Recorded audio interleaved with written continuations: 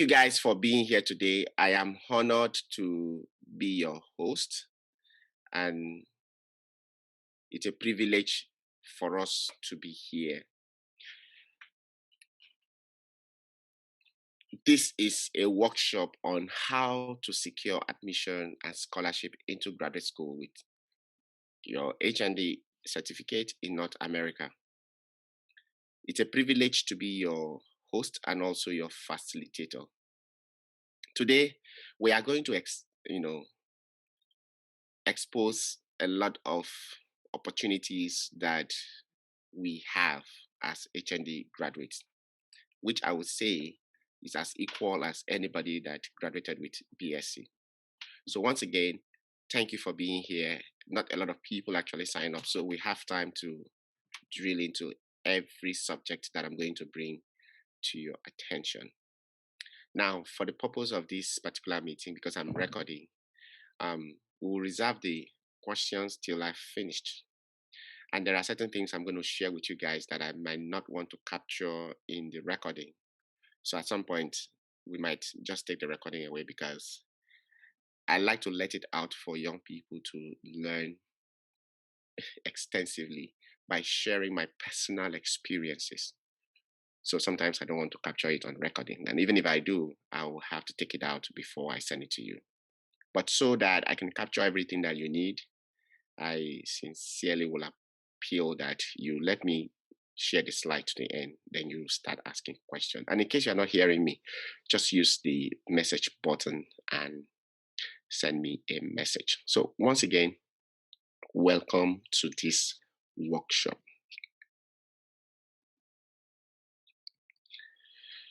Again, welcome to today's workshop, how to secure admission, scholarship into graduate school with HND in North America. All right. Just before I talk about myself a little bit, this workshop is organized by ZIT Worldwide. And ZIT Worldwide, like you know, a coaching platform where we coach young professionals, we guide them, we hold their hands and walk through the path they choose to go. With my HND, I've done a lot. I've explored so many opportunities in life. I have transitioned from one course to the other, from one career to the other, and I'm still successful. So I can tell a lot about what each stage or what you can do as a person who is seeking for such opportunity. So ZIT Worldwide is into that business of helping young people to grow their career in a way that become much easier for them.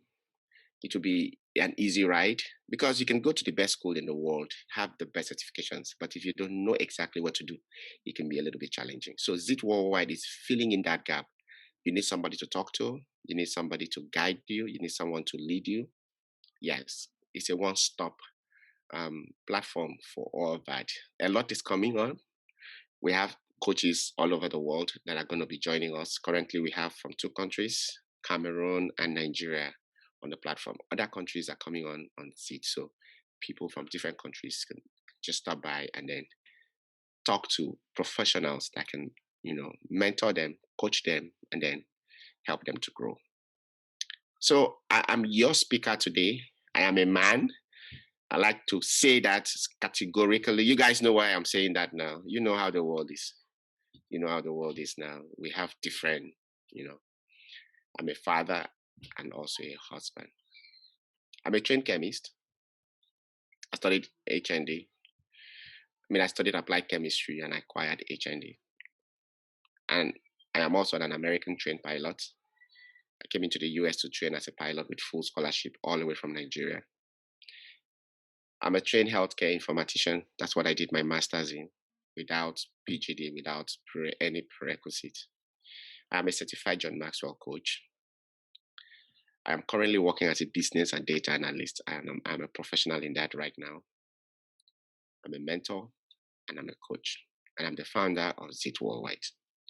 Again, as a man thinketh in his heart, so he is. So the reason I like that quote is because when you think it, you can accomplish it. If you think to be a farmer, that's what you will be. If you think to be an entrepreneur and you work towards it, that's exactly who you will be.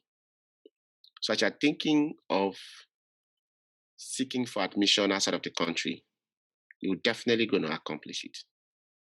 You will definitely get it.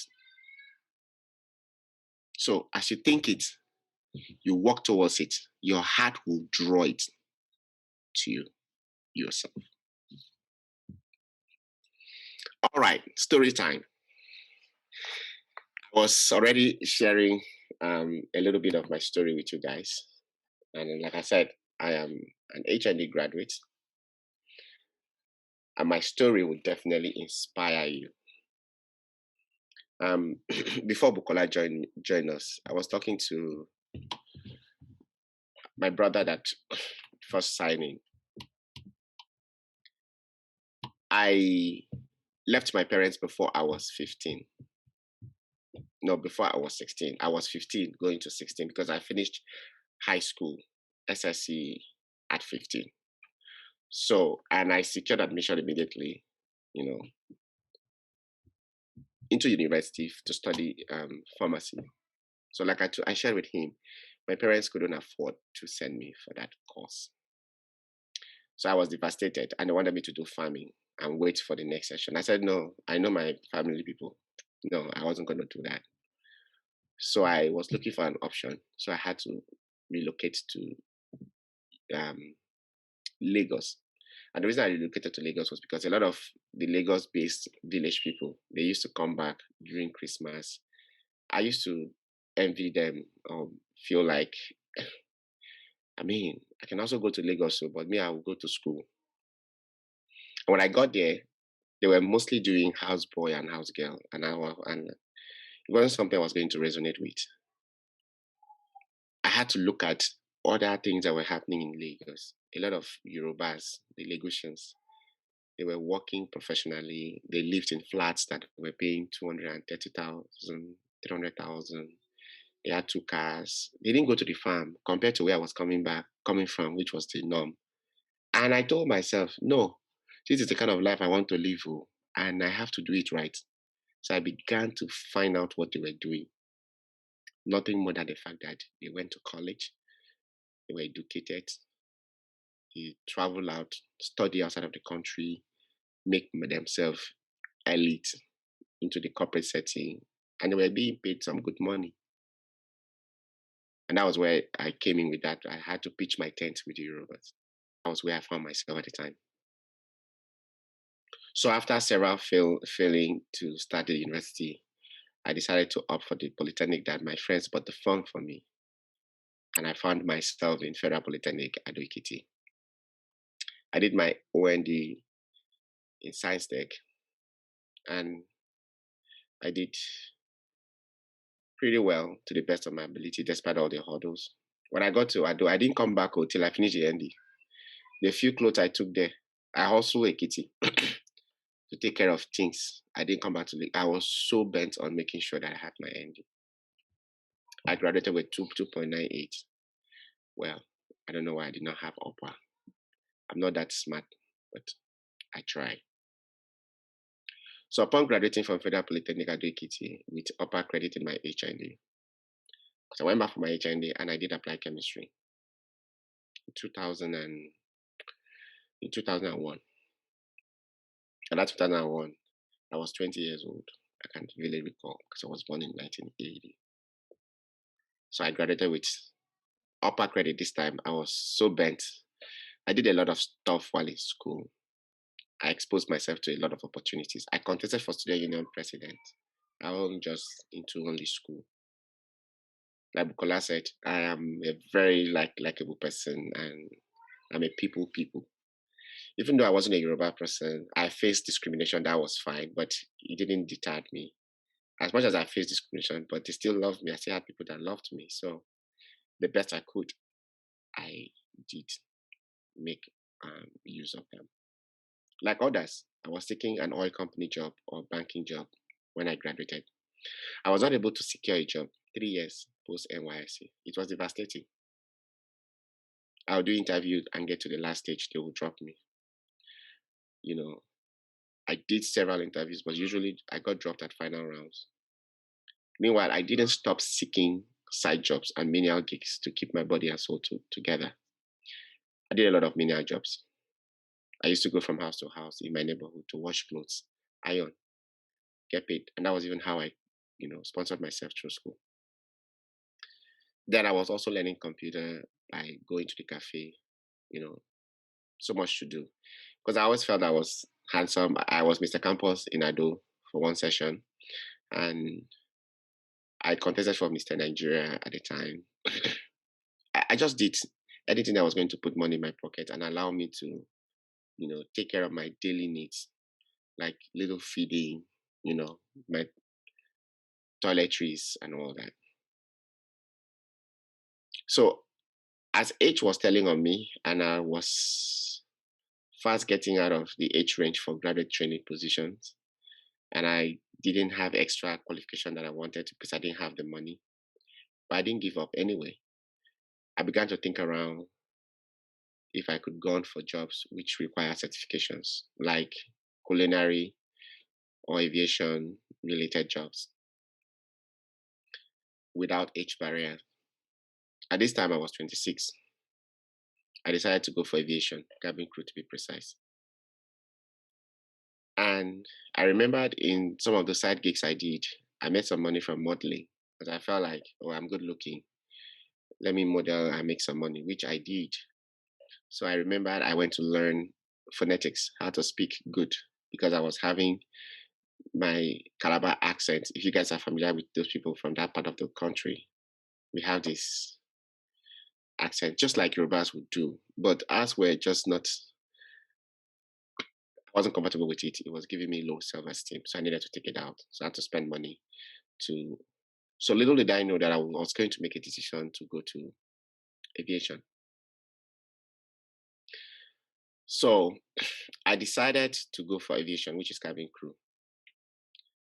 The interview was basically read a book. They want to see your accent. Oh, good. So that was how I used what I learned at the time. That's why while you're waiting, you need to keep busy. You need to keep adding value to yourself. So I got it before I turned 27. And what did I do? So I had a plan. I had to strategically make a plan on how I was going to go about it. Again, I'm not a big fan of I don't need to know you. I don't need to have Godfather to get to where I need to get to. No. I take things one day at a time. So I made a plan. I said, okay, every day, as much as I can have transport fare, I lived in Egbeda. Egbeda to Ikeja is one bus. I'll go to Aero Contractor and Arik Air and stay on their gates 3 hours and build relationship over time with people that are coming in and going out, the gate men. And then from there, I'll try to see if I could submit my resume in there. That was exactly what I did. So one day, I was at Arik Air and as usual, and the gate men, they had started noticing that I'm always coming there. So they asked me what I wanted. I said I needed a job there. They said, what kind of job? I told them I wanted a cabin crew. So you must always know what you want part time. Determine what you want part time and spell it out. Because if someone should ask you and you're not being assertive, you're not confident enough, so you don't deserve to get that thing. So the gate man asked me, I said I needed a job as a cabin crew. He said, oh, did you submit your resume? I said, yes, I'm here to talk to the manager. He said, call him now. The guy did not exist anywhere. So almost about that time, Mama Put person came to sell food for them. So I decided to pay for the food. Again, your emotional intelligence must come into play. I paid for that food for that young man. So after I finished it, he said, hey, Ross, you do well. Which is you want again? I said, no, I said I needed a job. And sincerely, I don't know anybody here. He said, now waiting you for talk with that now. You know how we do it. So he asked me to come back the following day before 9 o'clock, which I did. So when I got there before 9, I missed a step. On my way back, I didn't have enough transport fare because I had used the money to buy, food for him. I actually got punched by the conductor before I got because I didn't have enough money to pay. But anyway, I needed to take the blow for something better for me. So when I got home, I had to look for another transport fare that would bring me back to Ikeja the following day. So I had to go hustling again, begging and looking for how to get the money, which I did. And I got there before 9. So while I was there, one man drove in. So the gate man asked me to go and talk to the guy, but I shouldn't mention his name.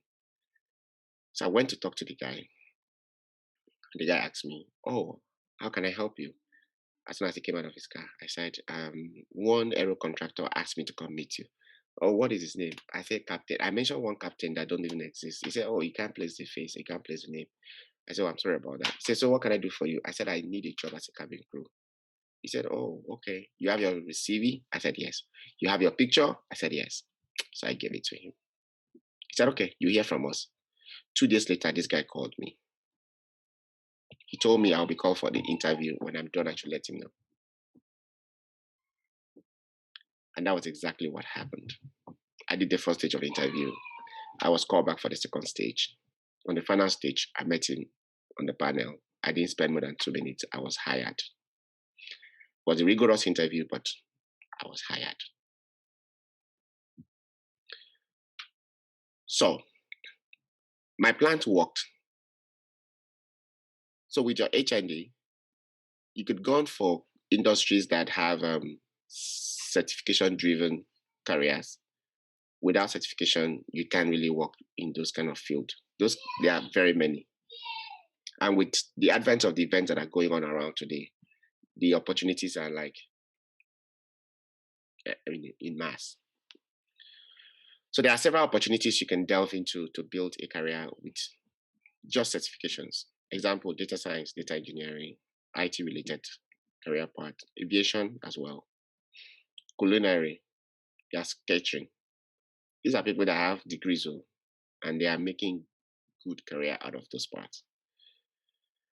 And before I started working with Arike, I had built several relationships with several individuals who were instrumental in helping me write what I call a personal mission statement. I had my plans mapped out. So many of us do not have strategic process plan. There's no shortcut on long-term goals as well. So how do you grow your career? How do you navigate your future if you don't have your short-term goals, long-term goals, personal mission statements? So those short and long-term goals and my personal mission statement were my guiding path till date. Do you have one? So that's my story about my HND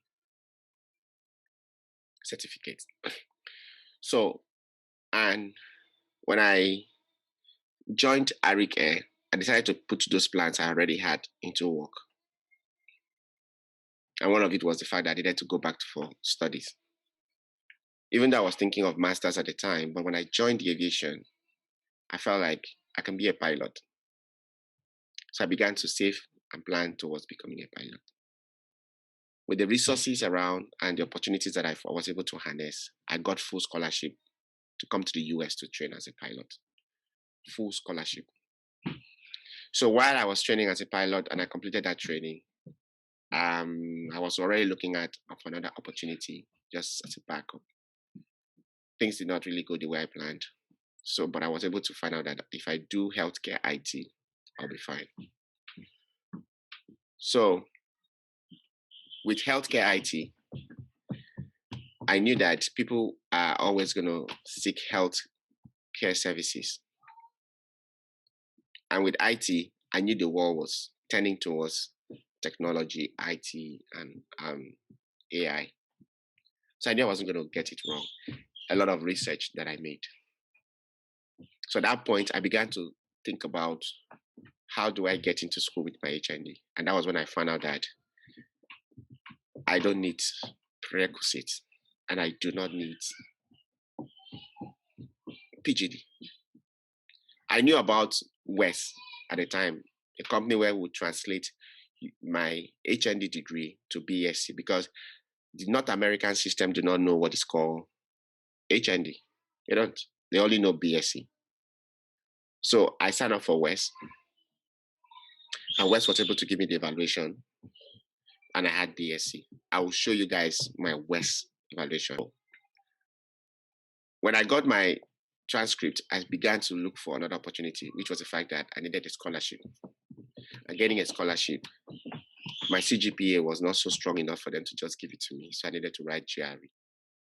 GRE means Graduate Record Examination. If you're seeking for graduate school in North America, GRE would be required if you're a science student, GMAT if you're a business student. So I took my GRE, but while I was doing that, I was seeking for schools that were not too far from me. So I had established relationship with supervisors in different departments. One of it was medicinal chemistry. So the supervisor was ready to have me as the graduate student, but he needed me to take my GRE and then apply. So I already had a supervisor. I submitted my letter of intent to him. There were others I did, but this particular one liked what I did in my grad. I did an analysis on organic compounds. So I wanted to take it to the next level. So he was interested. That particular event led me to know about the fact that when you do that translation, nobody talked about HND again. So when I wrote my GRE, I was only given 75% of scholarship, but they wanted me to do a direct program up to PhD. But I couldn't afford the 25% at the time. So I wanted to write another GRE to see if I was going to make a higher score to get that full 100% scholarship. So at that point, while I was still going through different, opportunities, that was when I stumbled on healthcare informatics. And I decided to switch following healthcare informatics. So with my score then, I was able to get into healthcare informatics, and the school fees was a little bit lower than medicinal chemistry. So I was able to play around with it. So let me pause there for a minute and continue with the slide. That's a little story about my HND graduate and what I was able to use them, or I was able to use it for.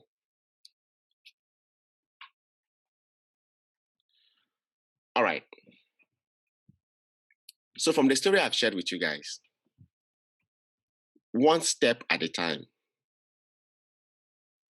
You don't want to get overwhelmed with so much around you. You got to take one step at a time. You can see that young man on the staircase. First step to take. First step. First. You can't stand at the first one.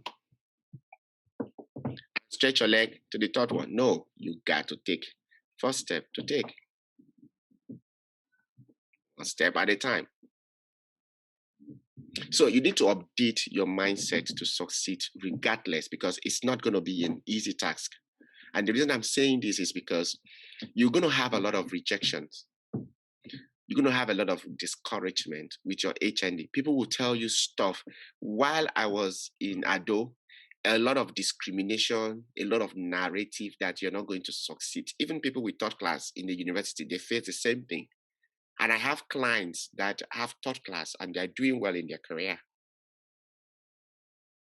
Remember, success is in you and not in the place. I'm sure you guys will be wondering, why am I starting with this before I get to the real deal to show you the steps you need to follow? Yes, because I need to prepare your mind. It's a mindset thing. I like to let you guys know that I have clients, I have people that I'm talking to. They have first class. They are looking for a job the way you are looking for. They are looking out to travel out. They've not been able to. They've graduated over 4 or 5 years. They still haven't gotten a job that pays them 200,000 in Nigeria. So you are not the only one that is not breaking forth with your HND. And some of us with HND, we are doing things and we are still doing. So it's not in a place, it's inside of you. You need to update your mindset. Your college grade does not define you, nor your future. It doesn't. It doesn't define you. I saw this post somewhere on the internet, on LinkedIn, and it was so great. I thought I would share with you guys. This guy said, got a 2.4 CPA my first semester in college. Thought maybe I wasn't caught up for engineering. Today, I have landed 2 spacecraft on Mars, and I'm now designing one for the moon. STEM is hard for everyone. STEM is science, technology, engineering, and mathematics. It's hard for everyone. Grades ultimately aren't what matter. Curiosity and perseverance matter. And that's what I'm encouraging you guys to understand. If you're going to follow this path, seeking for scholarship in North America, either with BSc, HND, third class, 2-1. No, it's the attitude you bring in. As a matter of fact, North American professors, they look at your attitude. It's not your grade. No, your attitude towards things. And it will show in your writing. It will show in your writing. You guys keep hearing me saying you have to have a strategic plan. Curiously and strategically create a roadmap to succeed with your HND degree. If you're not curious, which is why you paid for this workshop, knowledge is not power until you apply it. The first thing is first to seek for it. Yes, it's power, but it is not power until you apply it. So you have to curiously and strategically create a roadmap to succeed with your HND, even your BSc. Even your BSc. You have to. So if you look at this, my little diagram, you see, I have HND. It's equal to earning a degree. I don't know about you, but my HND is equal to having a BSc. Take it or you leave it. It's equal. See my diagram? I'm not kidding. You have, it's equal. Now, you have to fine-tune your technical skills. When I didn't get a job on time, remember I told you guys, I figured that if I seek for a job that will give me a certification. Certifications are the technical skills. They are like the hands-on thing, to be able to advance in your career. Aviation was one. Before I could start flying as a cabin crew, I needed to get certifications. I got certified with the Nigerian aviation law. I had to get certified with the aircraft I was going to fly. I had people who were flying with ND, but because they had the same certification, they got paid the same amount we were being paid. So you have to fine-tune those technical skills. Today, it's my certifications. You guys know I have almost 12 certifications. Those are the ones that are really helping me to be relevant in the industry. I fine-tune them almost all the time. I upgrade them. You also have to develop non-technical skills. If you don't have a good public relation, it's a problem. If you cannot network, it's a problem. If you can't build relationship outside your career path or outside your circle of friends, then how would you succeed? And that's the only way you can stand out as a career-minded person. So, HND equals BSc, but you need other things to be able to grow and be a successful professional. You can do it.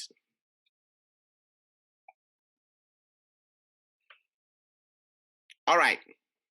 This is some of the important thing I want you to pay attention to. I've spoken about it already. The first thing you want to explore, if you want to seek for scholarship or admission in North American universities with your HND, even BSc, first thing is World Education Service. Specifically, HND, you have to. BSc, you don't have to. If you have enough money to be pushing your transcript from Nigeria, great. Or any part of the world, great. But with World Education Service, they will store your transcript in there for you, and you use them anytime you want. So it's online. I'll walk you guys through a little bit. I'll open it at some point. You sign up with the organization. They have options, either course by course or just your degree by degree. But for the purpose of admission, you have to evaluate course by course. And you can use it for anything, whether job, whether school, and all that in North America. Then you will have to send photocopies of your results and certificates to them. I don't know if they do it online right now by scanning, but when I did mine, I had to mail them. I had to send a copy and mail it to them. And if they accept your transcript through email or fax, awesome, which I'm sure they do right now. But should you use a mail to send your transcript to them from Nigeria, please register it and track it so that you know exactly when it was delivered and who signed to collect it. Because you guys know what you go through to get it. You don't want to get it missing.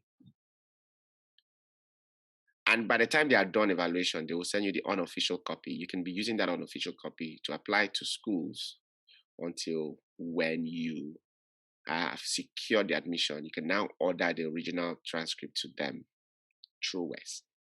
At this point, you are a BSc graduate in North America. I will show you guys. North America do not know what is HND. So as soon as you evaluate your transcript with World Education Service, you all set. But those with BSc, they can actually go ahead and apply to the school directly, turn in their credentials and start the process. The only thing is the stress of asking your school to be sending you your transcript to the school at different times. That's what you might just deal with. But if you're able to use the student copy to seek for admission when you finally get it before you ask your school to send it, and if they are on strike, like the current strike that is ongoing in schools right now, some are just resuming the non-ASU. Is it non-ASU? Mm-hmm. It's impacting a lot of people right now. Some of my mentees, some of my clients, they are facing that right now. So West will serve a lot of purpose. But while you are doing all this, you will have to start exploring schools. You explore schools, start writing to the supervisors, and at the same time, you want to have an understanding that you need a high score in GRE or GMAT. For those of us that had third class, or for those of us that have HND, it's very important that this GRE and GMAT, a high score is required. I didn't have to explain what GRE or GMAT is. GRE is for science-oriented students, which is STEM. Then GMAT is for business-related students. A very high score will give you full scholarship in the North American schools. As a matter of fact, as soon as they notice that you have a high score, they are the one to reach out to you. The schools will reach out to you. If you graduated with distinction and you are ready to work to make it happen, trust me, you don't need GRE. It's like if you graduated with first class in the university, you do not need GRE or GMAT to secure admission. If only you are ready to make it happen. You guys see that condition. There's a couple of stuff you need to do. You have to intensify your grit to get it done. I've never seen a 2-1 from the university getting a scholarship without GRE or GMAT. I've not seen one yet, but several first class. And somebody was telling me that, no, it all depends on the department. I said, well, you might tell me that, but I live in the US and I've done this for a while. There are exceptions, they waive. I'll give you an example. If you go to school's website, they will tell you, oh, application fees is this amount. You have to pay and all that. I didn't pay application fee, and it's on my website, on our school website, Sacred Heart University, that my application fee was supposed to be. It was waived. I called them and negotiated. Some people think you can't price stuff in America, like our apartments. This apartment, they told me it was 1,006. No, a month. I negotiated for it. When my wife was getting back to school, they needed her to take some prerequisites and all that. I said, no, babe, let's go there. We have a transcript that she brought in from Cameroon. We went to debate it. Listen, this course is this course is this. She has done this, she has done. So you can negotiate what you want. So there are exceptions. Like I just, yes, you can word and push for what you want. TOEFL many a times is optional because Nigeria is a English speaking country, and sometimes you can, if they insist, you can get a letter from your Senate that you went to school in an English speaking environment. So that takes care of it. But necessary if you can take it to boost your chances. Very important. All right, like I said, while you are doing this, they all go side by side. I couldn't just put them all on one slide. Start to search for graduate schools and establish contacts with supervisors for better chances. Send them emails. And that's where we come in as coaches to be able to help you, guide you how you want to structure your emails, what you want to look out for, which I want to show you guys today at some point in presentation when we start taking questions. So there are over 4,000 graduate schools in North America, and I want you guys to know that you don't have any restrictions to explore all of them. Can you guys hear me? Before I'm thinking I'm talking to myself. Unmute and tell me if you can hear me. Yes, I can hear you. Yes, Okay. yes, All right. Good. I can hear you. All right. So you can mute yourself back again. Thank you. So there are over 4,000 graduate schools in North America. So listen, and each of those schools, they have professors in your department. Like my brother that logged in the first time, he did computer science. If I tell you already that, listen, go for AI. By the time we have one-on-one to sit down and explore what you have, come on. If you go for AI, they will be hunting for you because AI is a hot field. When you apply, make sure you apply for PhD. When you apply for PhD, you easily get considered. And the reason being that a lot of people don't want to do PhD. And you can't but need PhD in your economy, in your system. So when they see students that want to do PhD, they want to give it to you. A lot of my mentees that we worked on stuff last year, a lot of them are getting PhD straight. It's very important that you establish that contact with the supervisor to work with. Because by the time you apply for the graduate position or for the admission, your supervisor is already there saying, oh, he's my student. He just pick you and then you just proceed. But if you don't have a supervisor, sometimes it can be challenging because you are being faced with so many other people who are seeking for the same position, who are seeking for the same admission. Explore each graduate school checklist. Each graduate school have their checklist. Some of them will require you to have 2.5, minimum of 2.5 to be able to start school with them. Some of them will expect you to have minimum of 3.0. Some of them will expect you different requirement and expectations. Ensure you meet all the requirements. Yes. And if you don't, like I said, depending, let's say you have 3.5 or you had 2.9. Of course, you can push for it. You can word it and discuss with your supervisor. And there is always exceptions. There are always waiver. I can't count how many waivers I've gotten in America. I can't count how many waivers. So those are things that coaches like us, mentors will be able to help you to walk through it. The next thing is you apply. As soon as you finalize with your supervisor or you get your stuff together, just go ahead and apply. Apply. You can apply to as many as you can. You can apply.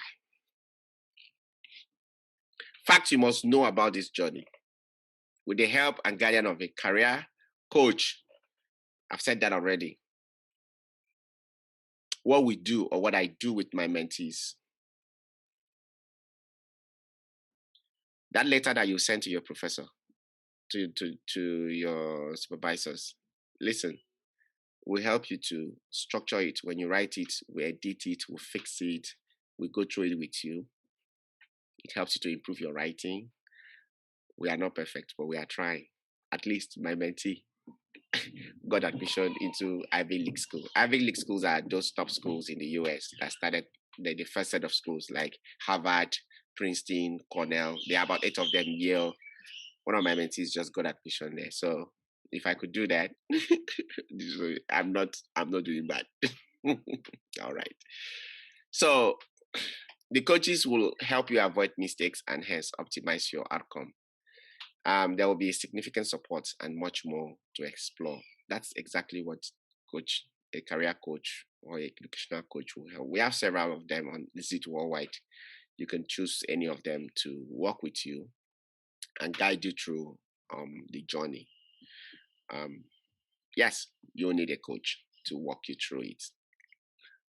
Tips that I want you guys to understand.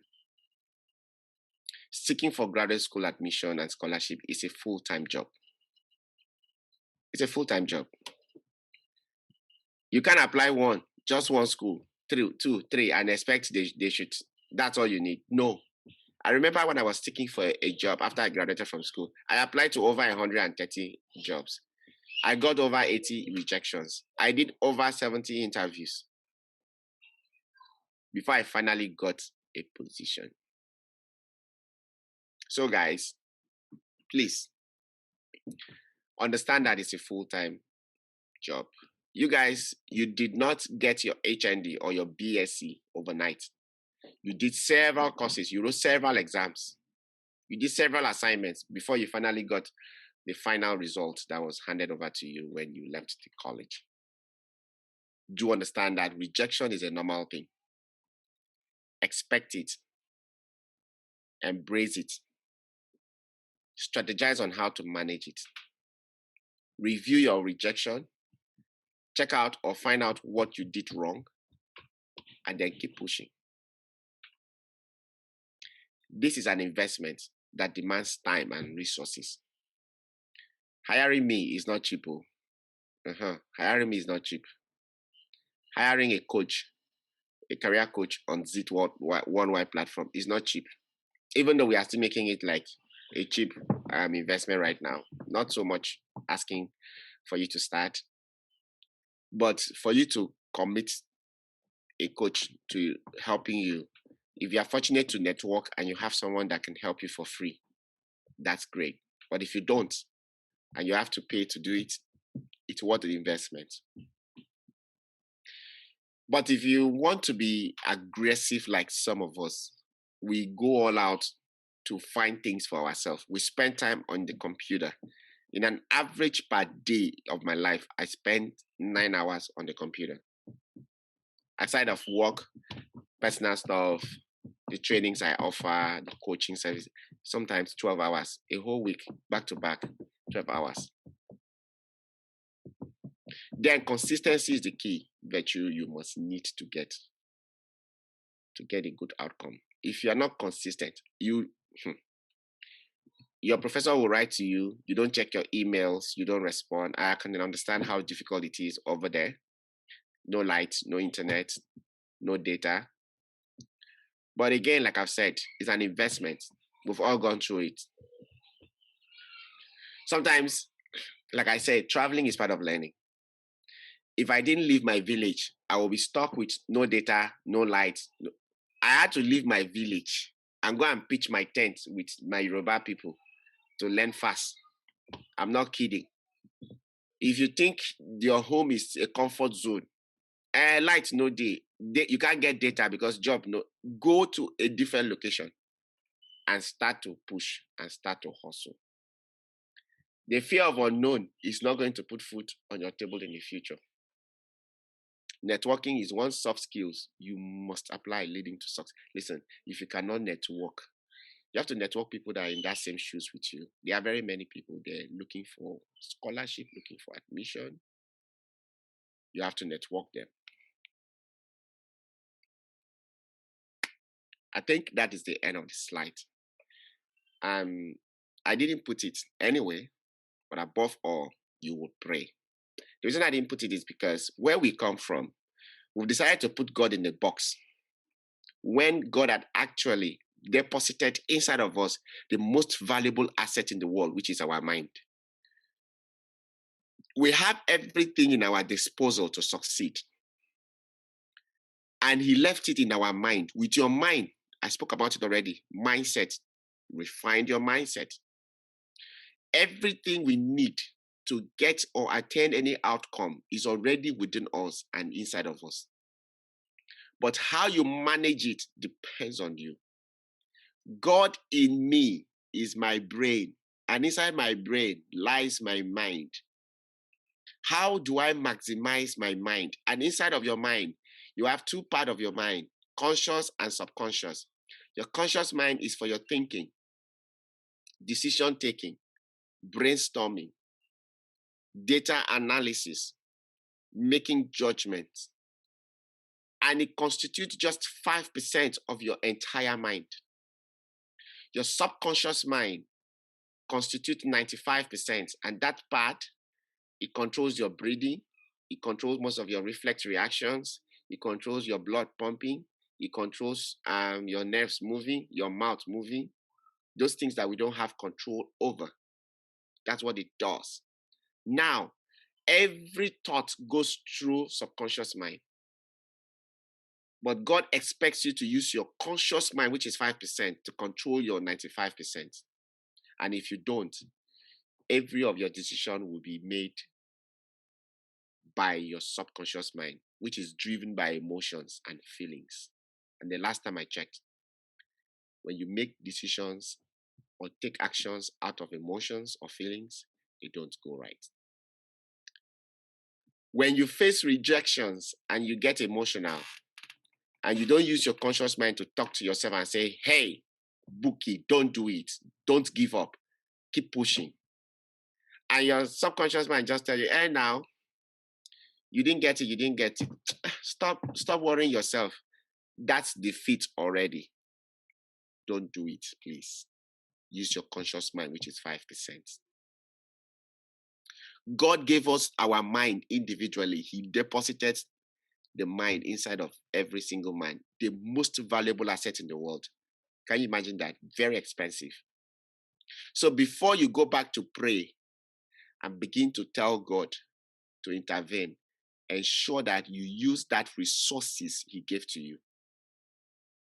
We were all created by the default grace of God, and that grace will not increase only after you've used the resources He gave to you. Then the grace will be increasing and become abundant. But if you sit down and not do anything, it's not going to increase. So I will encourage you to pray and thank Him for more and more opportunity that you will harness and maximize. Thank you very much, guys. At this point, I want to start taking questions. And along the questions, I will show you guys significant things. And I might stop the recording at some point. Thank you. So you can unmute yourself and then ask a question.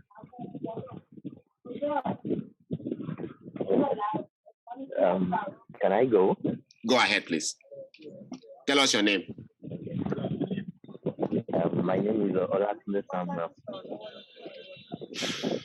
Okay. Thank you very much for your time. It's been very educative. I have two questions there. Okay. The first one, you mentioned something about applying for PhD the other time. Yes. Can you hear me, please? Very, very, very, very right. Okay, so you mentioned something about applying for PhD. So I would like for you to expatiate more on that. Is it that when you want to apply for the master's degree, you apply for PhD instead, or you have to go to the master's first, then you apply for the PhD? Expatiate more on that. Okay. So that's a very good question, Olatunde. Just mute yourself for a minute so that we don't have a background noise. Thank you. Yeah. So when I was applying for medicinal chemistry, I was expecting that I was applying for masters, but as the conversation was building up, I was told no, that